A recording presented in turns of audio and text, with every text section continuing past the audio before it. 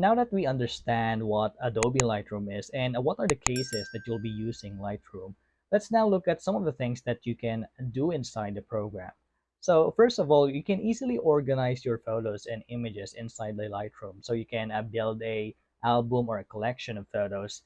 You can also easily rank or rate your photos. That will help you organize or sort out your photos. Another cool feature that you can use inside Lightroom is a face tagging, which will help you locate certain people inside a photo. Not only you can use face tagging, you can also save your photos with watermark. When editing photos, you can easily crop and rotate them with the use of the crop overlay feature. You can also adjust the tones and white balances of the image and also adjust the clarity, vibrance, so on and so forth. That will easily give you a unique style on your photos.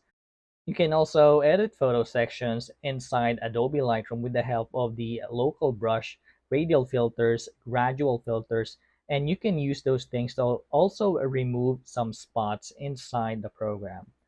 And after all of this, we'll be using those things that we've learned to build or edit some projects.